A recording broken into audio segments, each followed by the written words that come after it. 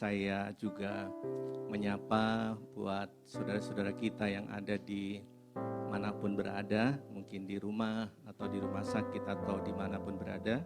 Saya juga menyapa Shalom, selamat kita mengikuti ibadah pada siang hari ini, pada hari ini.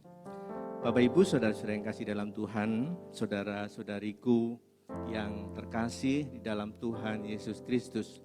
Senang sekali hari ini kita bisa dalam suasana, dalam cuaca yang mungkin membuat kita agak malas untuk bergerak, tetapi kita tetap datang ke gereja. Bapak Ibu, hari ini kita diberi judul oleh Sinode Renungan Firman Tuhan yang akan kita pelajari atau kita dengarkan dan kita akan juga praktekkan dalam kehidupan kita sehari-hari adalah hidup jujur, sederhana, dan rendah hati. Mari Bapak Ibu bersama kita katakan, hidup jujur, sederhana, dan rendah hati. Sangat gampang dikatakan, diucapkan itu gampang, tapi prakteknya sulit Bapak Ibu. Jadi tema ini, judul ini juga bagi saya merupakan judul yang berat juga untuk disampaikan. Berat untuk disampaikan, kenapa? Karena ada kendalanya, ada hambatannya. Hambatannya dari siapa, Bapak Ibu? Hambatannya yang pertama dari diri saya sendiri. Jujur, saya juga masih berjuang juga untuk hidup jujur, untuk hidup sederhana, untuk hidup rendah hati. Bapak Ibu, saudara-saudara yang kasih dalam Tuhan, saya beri waktu kita untuk evaluasi diri kita sendiri-sendiri. Kita biasanya gampang untuk mengevaluasi orang. Menilai orang itu gampang. Dia rendah hati atau tidak. Dia jujur atau tidak. Dia sederhana atau tidak. Sepertinya ini relatif. Ada orang dan subjektif juga, Bapak Ibu.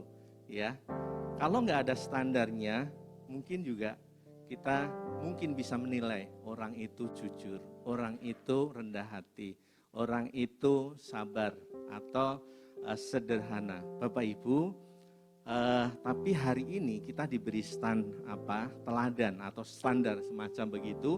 Kita akan belajar kepada tokoh di dalam Alkitab, yaitu seorang Yohanes Pembaptis. Yang ini tidak asing lagi didengar oleh Bapak Ibu. Belajar tentang hidup sederhana, bagaimana hidup jujur, dan bagaimana hidup rendah hati. Bapak Ibu, saya beri waktu 30 detik untuk mengevaluasi diri. Seberapa saya ini jujur? Ya, kalau saya beli rentang penilaian begini, 50%, 60%, 70%, 80%, 90%, atau 100% kejujuran saya kalau ditakar begitu. Bapak Ibu, saya kasih waktu 30 detik ya. Boleh dicatat di HP, boleh dicatat di hati, boleh dicatat di catatan Bapak Ibu. Saya kasih waktu Bapak Ibu. Evaluasi diri namanya. Seberapa jauh sih saya jujur? Bapak Ibu? Oke, sudah? Coba hasil evaluasi Bapak Ibu. Ada yang 90% atau 100%? Yang jujur 100%? Ada? Boleh angkat tangan? Wes, siapa ini Temi 100%? Tepuk tangan berarti. Baik, Bapak Ibu. Ada yang 90% Bapak Ibu. Ada yang 80%, namanya evaluasi diri nggak apa-apa, nggak masalah Bapak Ibu. Nggak dinilai, artinya Bapak Ibu, saya takut nanti kalau nilai saya jelek, saya nggak boleh pulang sama Pak David. Enggak, Bapak Ibu.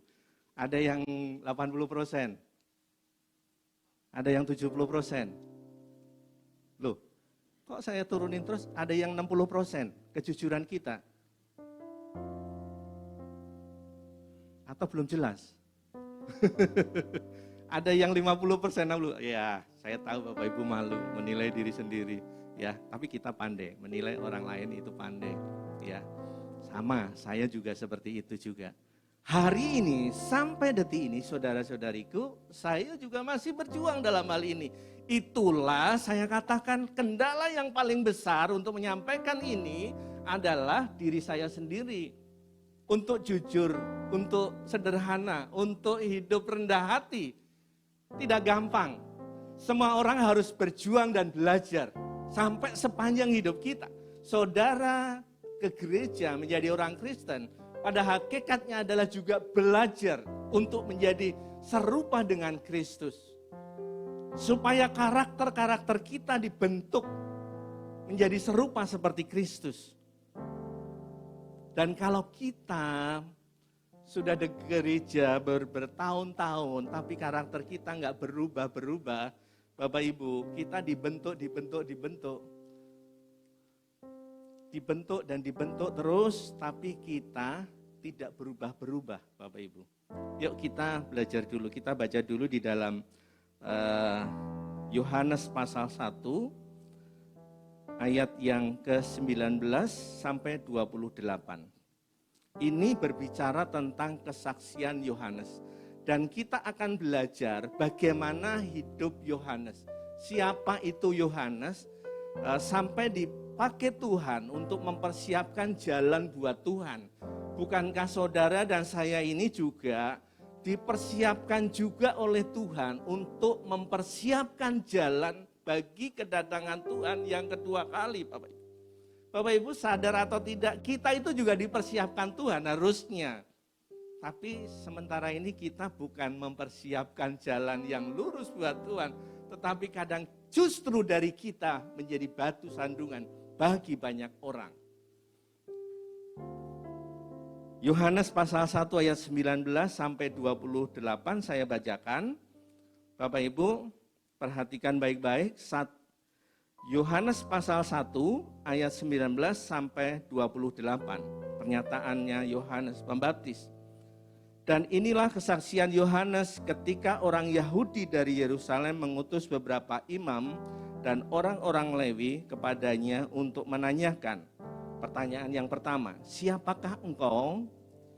Lalu Yohanes menjawab, dan tidak berdusta. Ayat 20, ia mengaku dan tidak berdusta, katanya, aku bukan Mesias. Ayat yang ke-21, lalu mereka bertanya kepadanya, kalau begitu siapakah engkau? Elia? Agak berbeda pertanyaannya. Pertanyaan yang pertama adalah pernyataan terbuka. Siapa engkau? Yohanes Pembaptis ditanya begitu. Ya, pertanyaan terbuka. Jawabannya juga bisa luas juga, Bapak Ibu. Lalu pertanyaan yang kedua, ya mungkin dia mengira bahwa ini adalah Mesias, ya. Lalu Yohanes tidak berdusta dan berus terang, aku bukan Mesias, ya. Kemudian ini pertanyaan tertutup, apakah kamu Elia? Ya, ayat yang ke-21 juga dijawab bukan. Engkaukah nabi yang akan datang? Dan ia menjawab bukan. Maka kata mereka kepada siapakah engkau sebab kami harus memberi jawab kepada mereka yang mengutus kami, apakah katamu tentang dirimu? Jadi ternyata Bapak Ibu, saya berhenti di sini dulu, kita tandai ayat 23. Jadi rupanya Yohanes itu adalah seorang yang menjadi pusat perhatian bagi bangsa Israel, bangsa Yahudi pada waktu itu. Kenapa menjadi pusat perhatian, menjadi menarik bagi banyak orang pada waktu itu? Karena apa? Selama 400 tahun itu tidak ada nabi yang berbicara. Jadi silent, mungkin nggak ada nabi yang berbicara. Tidak ada firman yang disampaikan. Dan itu di masa keheningan di situ. Selama kurang lebih 400 tahun lebih. Itu nggak ada. Firman nggak ada di berita. Nabi juga nggak ada yang tampil. Tapi tiba-tiba tampil seorang yang spektakuler. Dia memakai baju bulu onta, ikat pinggang, ya. Lalu dia dari padang gurun, Lalu dia berseru-seru, bertobatlah karena kerajaan Allah sudah dekat. Ya berseru-seru akhirnya menjadi perhatian banyak orang. Dan dikatakan di dalam Injil juga ya, bahwa banyak orang berduyun-duyun mengikuti Yohanes Pembaptis. Bapak Ibu, saudara yang kasih dalam Tuhan, akhirnya menarik perhatian oleh mungkin pemuka agama, mungkin pemerintahan. Bapak Ibu bisa bayangkan ketika ada satu orang yang heboh memberi pusat perhatian, itu juga akan menarik perhatian pemerintah. Atau kalau sekarang mungkin MUI atau Departemen Kementerian Agama, akhirnya mengutus para imam-imam, ahli-ahli Taurat, dan orang Farisi juga bertanya kepada seorang Yohanes Pembaptis, siapa kamu? Berani-beraninya kamu memberitakan Injil atau memberitakan kabar yang sepertinya seolah-olah akan datang seorang Mesias. Jadi kepercayaan orang Yahudi memang ketika akan datang Mesias, akan datang satu orang yang memberitakan, akan meluruskan jalan bagi Tuhan, Bapak Ibu. Dan itu ditanya oleh pemuka-pemuka agama. Karena tidak mendapatkan jawaban yang memuaskan, dikejarlah, ditanya lagi. Ayat yang ke-23, jawabnya, akhirnya Yohanes Pembaptis menjawab, akulah suara yang berseru-seru di padang gurun, luruskanlah jalan Tuhan, seperti yang dikatakan Nabi Yesaya. Bapak Ibu saudara-saudara yang kasih dalam Tuhan, dan di antara orang-orang yang diutus ada beberapa orang Farisi. Mereka bertanya kepadanya, katanya, mengapakah engkau membaptis jika engkau bukan Mesias, bukan Elia, dan bukan Nabi yang akan datang? Yohanes menjawab, mereka katanya, aku membaptis kamu dengan air, tetapi di tengah-tengah kamu berdiri Dia yang tidak kamu kenal, yaitu Dia yang datang kemudian daripadaku, membuka tali kasutnya pun aku tidak layak. Hal itu terjadi di Betania, di seberang sungai Yordan, di mana Yohanes membaptis. Bapak Ibu saudara yang kasih dalam Tuhan, Yohanes membaptis banyak orang dengan baptisan air sebagai tanda pertobatan, Bapak Ibu. Jadi ini dicatat oleh keempat Injil, ya, keempat Injil. Biasanya Yohanes itu beda. Injil Yohanes itu bukan termasuk Injil sinoptik, ya, tidak memandang pada sudut yang sama, tetapi ini Yohanes juga menuliskan tentang kisah tentang Yohanes Pembaptis. Bapak Ibu jangan salah tangkap. Ini Yohanes menulis kisahnya juga Yohanes Pembaptis. Tidak Bapak Ibu, ini bukan begitu. Yang menulis itu adalah Rasul, yaitu salah satu murid kesayangan Tuhan Yesus yang namanya siapa? Yohanes. Dia menulis Injil Yohanes, 1 Yohanes, 2 Yohanes, 3 Yohanes, dan kitab Wahyu, 5 kitab yang ditulisnya. Tapi Yohanes Pembaptis beda. Kalau Yohanes yang menulis itu adalah anak Zebedeus, kalau Yohanes Pembaptis itu anak Zakaria, seorang imam Lewi, Bapak Ibu. Nah, Yohanes ini menarik yang dituliskan ini, Bapak Ibu. Jadi Bapak Ibu, nggak ada tampilannya ya. Jadi Bapak Ibu, kita belajar bagaimana karakter seorang Yohanes Pembaptis, ya. Yohanes Pembaptis, seorang Lewi. Bapak Ibu, umurnya Yohanes Pembaptis itu beda dengan umurnya Tuhan Yesus. Umurnya selisih berapa? 6 bulan. Lebih tua siapa? Lebih tua Yohanes Pembaptis. Karena ketika menyapa Elizabeth, Maria, lalu melonjaklah kandungan bayi yang ada di kandungan Elizabeth. Bapak Ibu, jadi terpaut 6 bulan. Lebih tua Yohanes Pembaptis, Bapak Ibu, saudara yang kekasih di dalam Tuhan. Jadi Bapak Ibu, Yohanes Pembaptis, ya, Yohanes Pembaptis ini siapa sebenarnya? Siapa ini? Apakah dia nabi? Apakah dia orang biasa? Ternyata tidak, Bapak Ibu. Tuhan Yesus sendiri yang menyatakan identitasnya siapa itu Yohanes Pembaptis. Ya. Siapa itu Yohanes Pembaptis? Ini kata Tuhan Yesus di dalam Matius pasal 11 ayat 11. Aku berkata kepadamu, sesungguhnya di antara mereka yang dilahirkan oleh perempuan, apa? Ada nggak Bapak Ibu? Ada ya? Matius 11 ayat 11. Tidak pernah tampil seorang yang lebih besar daripada siapa? Daripada Yohanes Pembaptis. Tidak ada seorang pun yang dilahirkan oleh perempuan yang lebih besar daripada Yohanes Pembaptis. Artinya apa?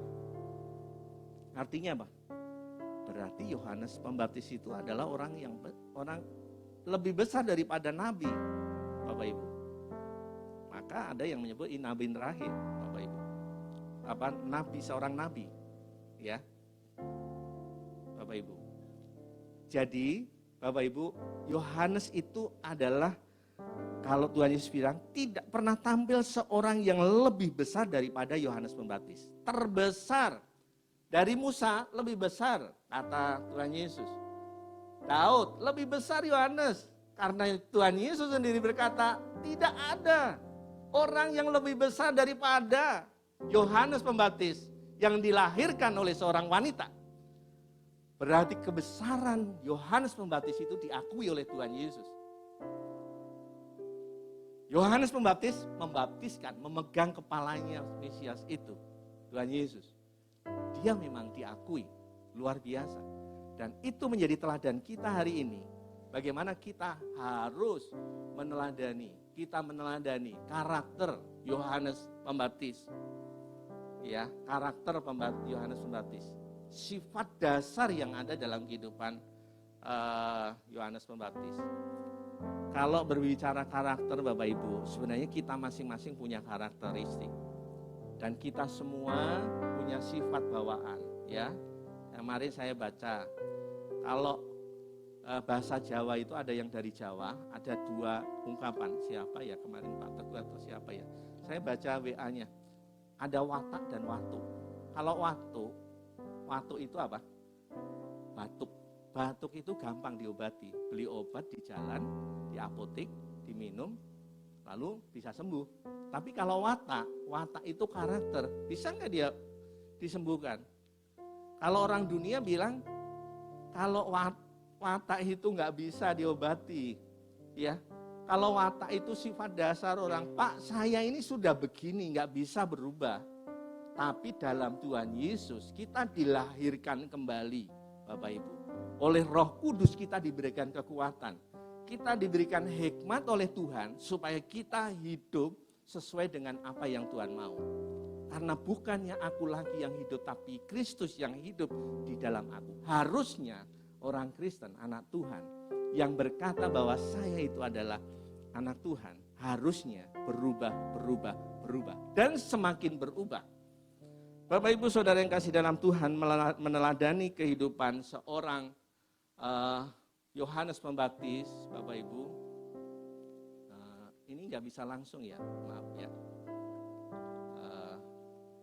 Hamba Tuhan yang jujur, ya.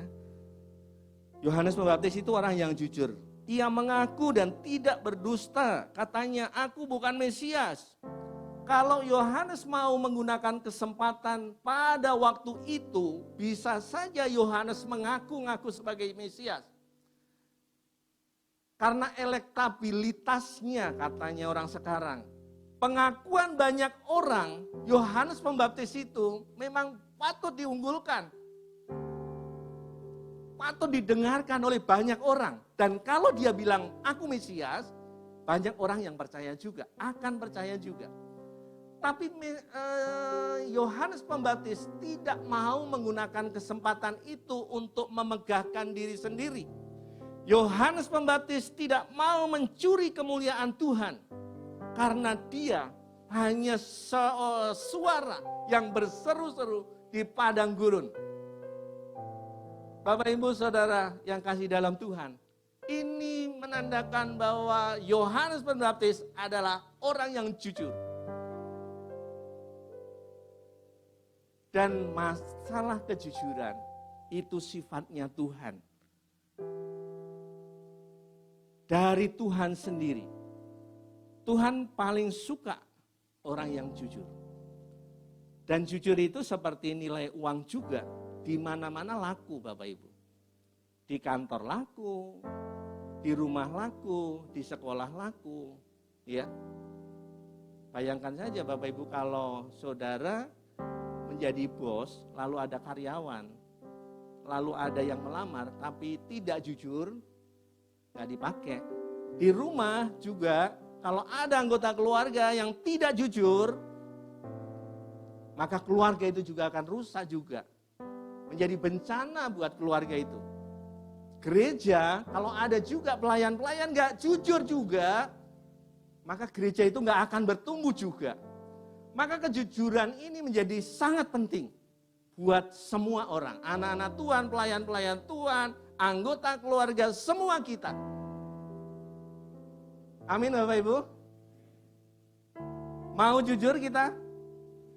Pak David aja belum jujur. Iya, saya juga belum jujur. Tapi saya berjuang.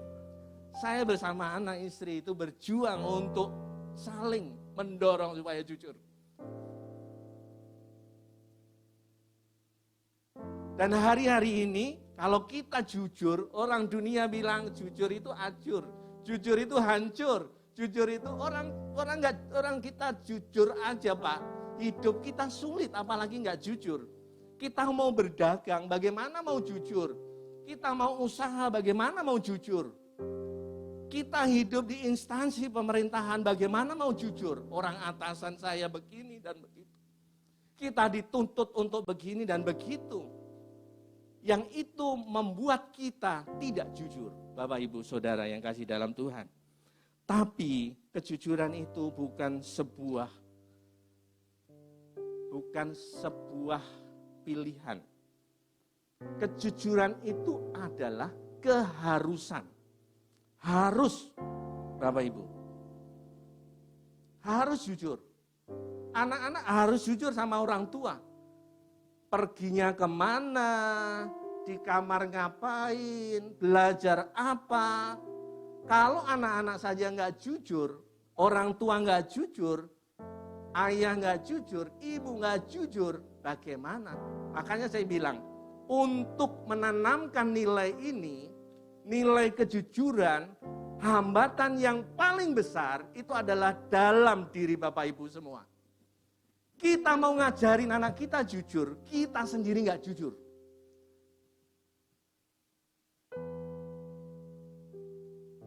Bapak Ibu, jadi ini kendala yang paling besar.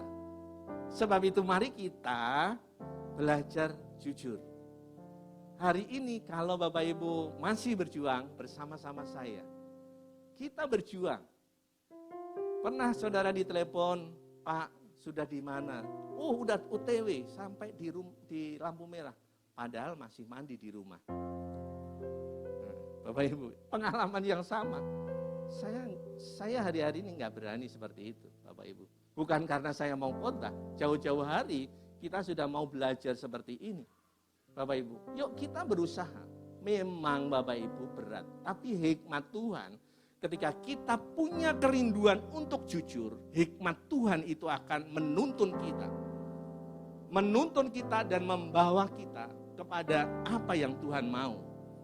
Tapi kalau kita sudah nggak mau, kita nggak mau rendah hati untuk mau jujur, bagaimana Tuhan kasih hikmat saudara dan saya? Bapak Ibu, lawan dari kejujuran itu apa? Bohong, dusta. Dan itu yang paling dibenci Tuhan. Kekejian buat Tuhan. Bapak Ibu, dosa masuk pertama karena iblis itu pembohong. Bohong dia. Memang dia adalah pembohong.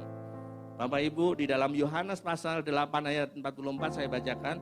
Iblislah yang menjadi bapamu dan kamu ingin melakukan keinginan-keinginan bapamu. Ia adalah pembunuh manusia sejak semula dan tidak hidup dalam kebenaran sebab dalam dia tidak ada kebenaran. Apabila ia berkata dusta, berkata atas kehendaknya sendiri sebab ia adalah apa? Pendusta. dan bapa dari segala apa? Dusta. Hati-hati Bapak Ibu hari-hari ini, kalau kita dusta, kalau kita bohong, kalau kita tidak jujur, Bapak Ibu, Bapa kita bukan lagi Bapa di surga. Bapa kita adalah iblis. Amin saudaraku. Hati-hati, hati-hati. Yuk kita belajar sama-sama. Dari awal saya katakan ini tema khotbah ini berat sekali nih, ya. Kalau dikatakan gampang tapi diucapkannya, dilakukannya itu susah banget, ya. Tapi di dalam Tuhan kita diberikan hikmat oleh Tuhan. Bapak Ibu saudara-saudara yang kasih dalam Tuhan, maka Tuhan Yesus itu menegaskan ketika dia berkhotbah di bukit dan dia menyampaikan tentang 10 hukum perintah Tuhan. Tuhan Yesus berkata, kalau iya katakan iya, kalau tidak katakan tidak, Bapak Ibu. Tentu Bapak Ibu semua kita harus seperti cerdik seperti ular, tulus seperti burung merpati. Ya. Bukan berarti ini merelatifikasi apa yang menjadi kejujuran itu, enggak. Tapi kita harus bisa menata kata, harus melihat situasi, kalimat-kalimat ya yang tidak menyakiti orang. Ya. Saya jujur sama Temi ini ya. Ya. Tapi saya bisa menyakiti Temi ya. Ya. Menyakiti. Wahmu sekarang gendut begitu misalnya. Dikatakan begitu misalnya, itu bisa sakit hati loh Bapak Ibu. Nah, kalau kita mau jujur harusnya dengan berat badan kamu sekarang naik ya. Dikurangi ya dengan hikmat-hikmat tertentu ya, jujur ya. Tapi harus dengan hikmat Tuhan. Bapak Ibu, kejujuran merupakan perilaku yang mencerminkan adanya kesesuaian antara pikiran, antara perkataan dan tindakan. Itu namanya kejujuran. Jadi sesuai apa yang dipikirkan sama dengan apa yang dikatakan. Ya, apa yang di hati dipikirkan, dikatakan dan dilakukan itu sesuai. Keserasian. Banyak orang yang nggak sama di hati, di pikiran dan dikatakan, ditindakan itu nggak sama. Sekarang banyak Bapak Ibu, ya kita banyak menjumpai ya pelaku-pelaku sandiwara yang ada di dunia ini, Bapak Ibu. Di muka kita kelihatan baik-baik, tapi di belakang enggak. Ya, itu nggak jujur juga, nggak selaras, Bapak Ibu, nggak selaras. Ya, Bapak Ibu, ketika kita berkunjung ke sebuah instansi pemerintahan, kemudian atau hotel atau apa saja, ya bank atau apa, waduh resepsionisnya ramah banget. Ayo mari Pak, kelihatan ada yang bisa saya bantu, itu dilatih Bapak Ibu. Begitu kita masuk, lu siapa? Gitu. Hatinya beda. Jadi kalau berbicara masalah jujur, rendah hati, Bapak Ibu, sesuai dengan apa yang dipikirkan, diucapkan, dan tindakan, itu masalah hati sebenarnya. Hati kita, ya. Hati kita, jujur atau enggak, jujur itu hati kita. Termasuk nanti karakter yang berikutnya. Jadi kesesuaian, Bapak Ibu enggak rugi, kita jujur, anak kita jujur, kita nggak akan rugi, kita harus praktek itu, kita harus tanamkan itu, kejujuran itu, dan kita tumbuhkan. Bapak Ibu, jangan kita nggak jujur. Waduh, kalau nggak jujur itu benar-benar Tuhan benci. Bapak Ibu ingat kisah siapa? Ananias dan Safira. Dia jual rumahnya. Lalu ditanya harganya segini, ya, iya, padahal nggak segitu ternyata nggak jujur juga ini Ananias dan Safira. Akibatnya apa? Seketika itu dia apa? Mati. Waktu ditegur siapa? Petrus. Ditegur Petrus, Ananias, mengapa hatimu dikuasai iblis sehingga engkau mendustai apa? Mendustai Roh Kudus, Bapak Ibu. Mati seketika. Istrinya ikut mendustai juga, mati juga, Bapak Ibu. Apakah karena dia mendustai Petrus, Bapak Ibu? Iya. Mendustai Petrus sama dengan mendustai Roh Kudus juga. Jangan dipikir saudara mendustai istri saudara, tidak mendustai Roh Kudus. Kalau saudara bohong sama istri, saudara bohong sama suami, saudara juga mendukakan Roh Kudus. Untung kita masih ada di zaman kalau kita waktu itu seperti Ananias, seketika itu juga mati, Bapak Ibu. Mati. Jadi jangan main-main kita bohong, Bapak Ibu. Kita nggak jujur, sekalipun kita nggak jujur sama anak kita, sama kita mendustai juga, tidak jujur sama Roh Kudus. Bapak Ibu, yuk kita belajar jujur. Saya belajar jujur, ya. Sampai hari ini kita berjuang sama-sama. Jadi makanya tadi saya mau bilang, saya terus terang ini berat, ya. Tapi ayo kita praktekkan. Akhirnya berbuah manis, Bapak Ibu. Kejujuran itu. Pak, Yohanes Pembaptis kok akhirnya begitu, ya, dipenggal kepalanya. Jangan Bapak Ibu lihat lahiriahnya, ya. Tapi ketika berjumpa dengan Tuhan, dia katakan, sabaslah hambaku yang setia, Bapak Ibu. Yang kedua, waktu terus cepat. Yang kedua, Bapak Ibu,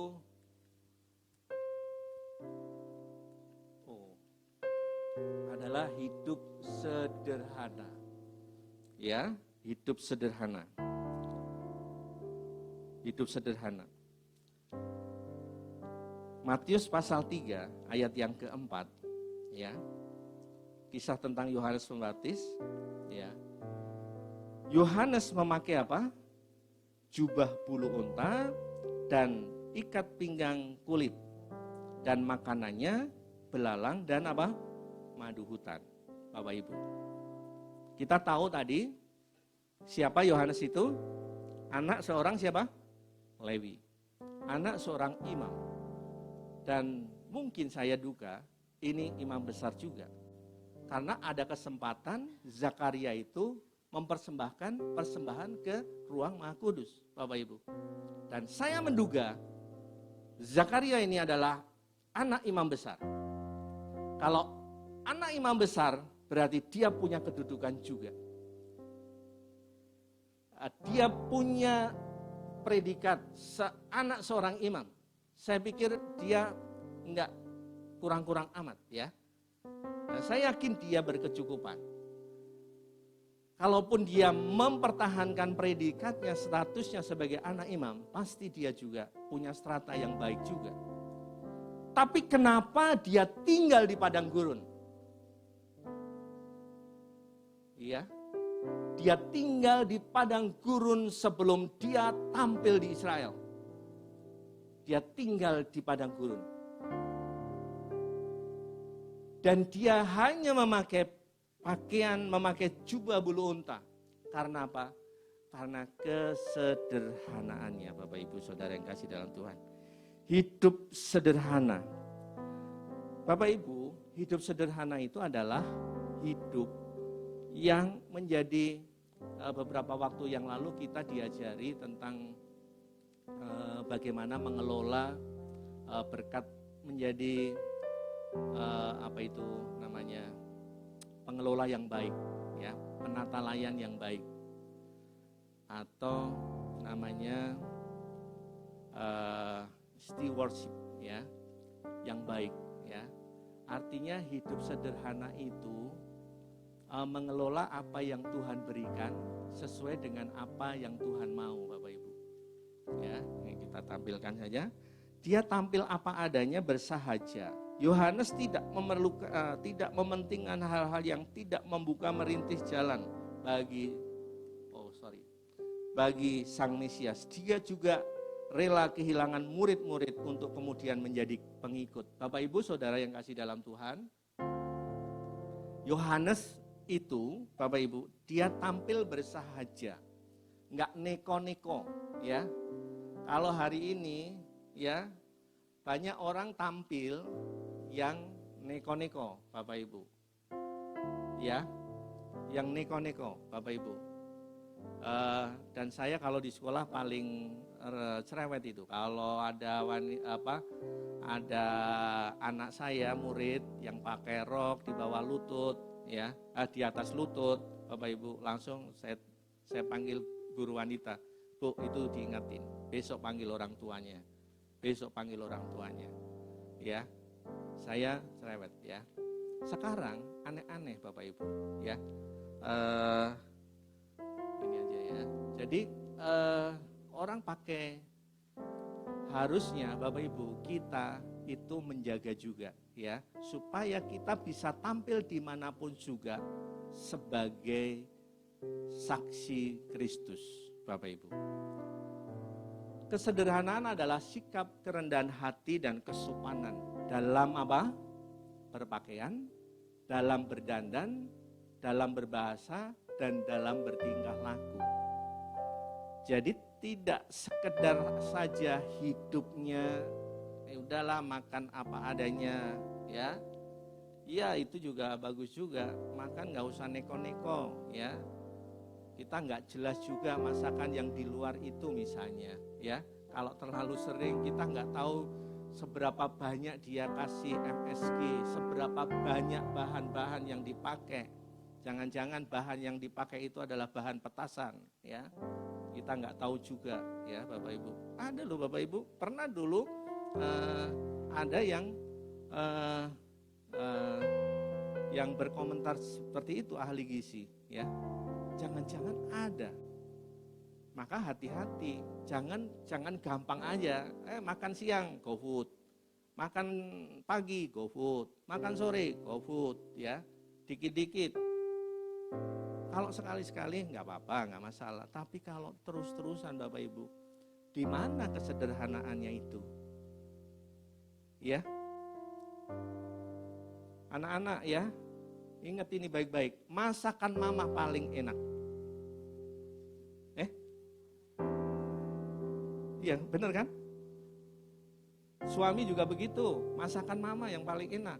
Ya, mau masakan kita di luar enak kayak apa? Saya bilang, ini 10 kali lebih enak daripada, walaupun hanya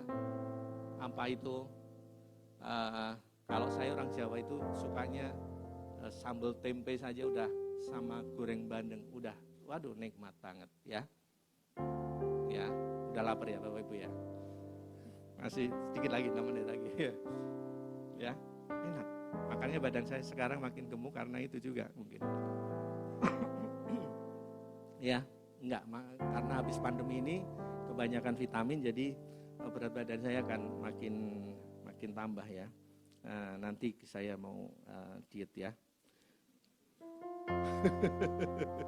Bapak Ibu, jadi ini ya, perhatikan baik-baik. Kesederhanaan itu, sikap kerendahan hati dalam berpakaian. Ya, berpakaian Bapak Ibu, mohon maaf ini di gereja jarang disinggung ini, ya. Tapi ini harusnya menjadi perhatian kita, Bapak Ibu. Jangan sampai kita di luar menjadi batu sandungan dan pertanyaan banyak orang. Ini di gereja diajari enggak sih? Ya. Pakaiannya begitu, ya. Jarak antara leher dan kera dan seterusnya, ya. Itu harusnya menjadi perhatian, ya. Bapak Ibu, saudara yang kasih dalam Tuhan. Jadi mari kita hidup sederhana, seperti Yohanes Pembaptis, ya.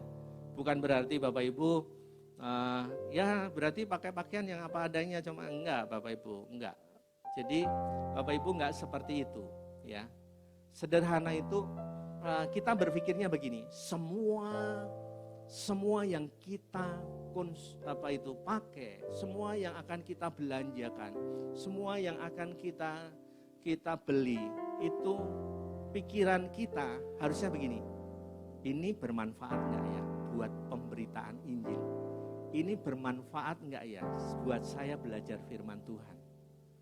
Bapak Ibu, saya mau pakai baju, mau beli baju, ini ada hubungannya enggak ya dengan pemberitaan firman Tuhan, dengan pelayanan saya? Saya mau beli TV di rumah, ini ada hubungannya enggak ya dengan pekerjaan Tuhan? Harusnya sampai di situ. Ya. Saya misalnya saudara bisa beli TV yang 50, ada nggak 50 in ya? Ada ya, 50 in. Lalu orang bilang mewah banget itu. Enggak, kalau itu untuk pekerjaan Tuhan, pemberitaan firman Tuhan, untuk ngajar orang. Saudara beli apa? Beli handphone ya. Juga kaitkan ini dengan apa? Dengan pemberitaan firman Tuhan. Kalau itu tidak dipakai untuk kemuliaan nama Tuhan, kita nggak sederhana lagi. Karena itu berkat Tuhan untuk Tuhan juga. Paham Bapak Ibu? Jadi Bapak Ibu, sederhana itu harus kita rendah hati, berdandan, berpakaian sesuai dengan apa yang Tuhan mau. Yang terakhir Bapak Ibu. Yang terakhir, ini sebenarnya agak panjang, tapi karena waktunya tinggal 3 menit, saya undang pemain musik untuk ke depan. Sambil Yohanes Pembaptis itu seorang yang rendah hati. Kenapa saya bilang rendah hati? Tadi saya sudah singgung. Dia itu lebih besar daripada nabi. Yesus sendiri bilang bahwa tidak ada seorang laki-laki, tidak ada seorang yang dilahirkan dari seorang perempuan yang lebih besar dari Yohanes Pembaptis. Tapi Yohanes tetap merendahkan hati, merendahkan dirinya. Untuk apa? Untuk menyiapkan jalan bagi Tuhan. Bapak Ibu, mari kita rendah hati. Dan kerendahan hati itu lawan katanya apa? Sombong. Itu juga menjadi kekejian, menjadi kebencian buat Tuhan. Dari awalnya setan itu juga, itu akibat juga orang malaikat yang sombong, ya, yang sombong, lalu jadilah Lucifer, Bapak Ibu. Maka kita nggak boleh sombong juga, Bapak Ibu, ya. Kita nggak boleh apa? Kita harus rendah hati. Contohnya orang yang rendah hati banyak di dalam Alkitab. Siapa yang rendah hati di dalam Alkitab, Bapak Ibu? Ya, yang pertama adalah siapa? Yohanes ini. Tuhan Yesus sendiri, dia berkata, marilah kepadaku yang letih, lesu, dan berbeban berat. Belajarlah kepadaku karena aku rendah hati dan lemah lembut. Bapak Ibu, masalah apapun, itu Bapak Ibu, saudara datang kepada Tuhan dengan merendahkan hati. Maka kuk yang kupasang itu ringan dan enak. Bapak Ibu saudara, mari kita merendahkan hati. Contoh yang terakhir, rendah hati itu adalah Daud. Daud itu rendah hati. Yohanes pernah menjumpai orang yang sangat tidak rendah hati. Siapa? Herodes. Ketika ditegur, Herodes ditegur karena mengambil istri saudaranya sendiri, Filipus. Herodias. Lalu ditegur. Herodias apa responnya? Dia marah besar. Marah besar. Padahal dia nyata-nyata salah mengambil istri saudaranya.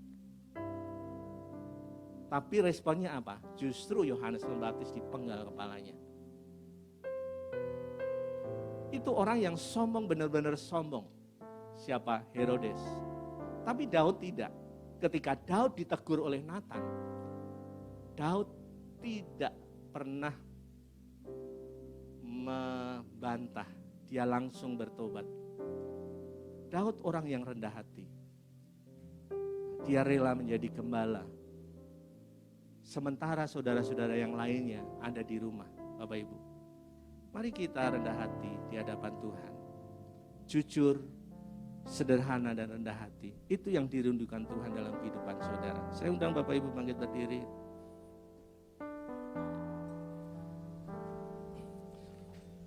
Bapak Ibu saudara yang kasih dalam Tuhan. Firman Tuhan pada hari ini adalah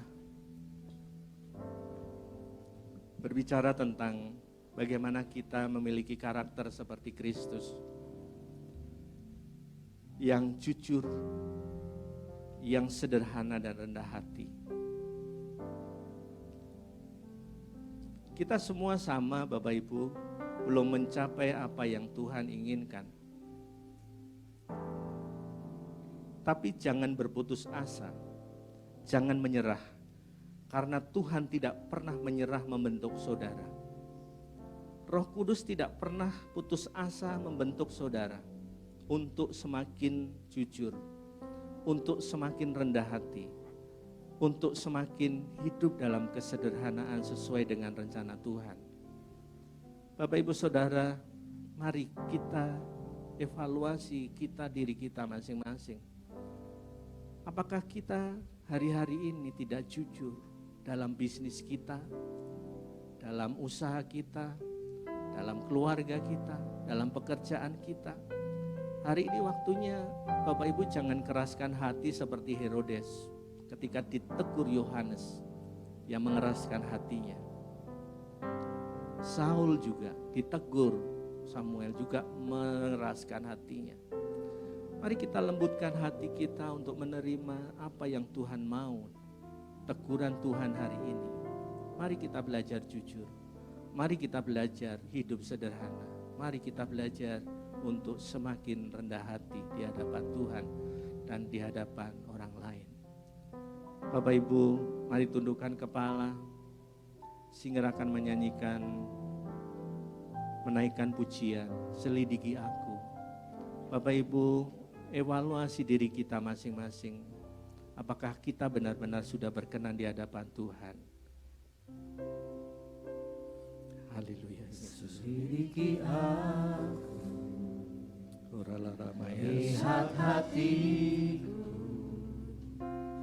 apakah ku sungguh mengasihimu, Yesus. Haleluya Yesus. Yang Maha Tahu dan menilai hidupku, tak ada yang tersembunyi bagiku. Sama-sama selidiki aku. Selidiki aku, Katakan dengan jujur Bapak Ibu. lihat hatiku, Apakah ku sungguh mengasihimu, Yesus, Kau yang Maha Tahu dan menilai hidupku, tak ada yang tersembunyi bagimu. Aku lihat kebaikan-Mu yang tak pernah habis di hidupku. Ku berjuang sampai akhirnya, Kau dapati aku tetap setia. Ku lihat kebaikan-Mu yang tak pernah habis di hidupku. Berjuang sampai akhirnya, Kau dapati aku tetap setia. Kau dapati aku tetap setia.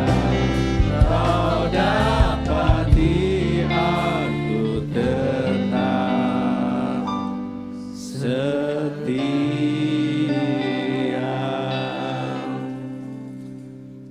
Tuhan, kasih-Mu yang tak terbatas itu, kasih-Mu yang begitu besar dalam kehidupan kami Tuhan. Tuhan, ajar kami merendahkan hati kami untuk menghargai betapa besar dalamnya kasih-Mu dalam hidup kami. Supaya kami tidak mengeraskan hati kami. Kami boleh terus belajar Tuhan. berubah dan menjadi seperti Engkau Tuhan. Belajar juga seperti karakter Yohanes Pembaptis, jujur, sederhana dan rendah hati. Mari Tuhan, kami tidak mampu untuk berjalan sendiri. Mari Tuhan, Kau mampukan kami. Roh Kudus-Mu itu yang akan memampukan kami. Di dalam nama Tuhan Yesus Kristus, kami menyerahkan seluruh anak-anak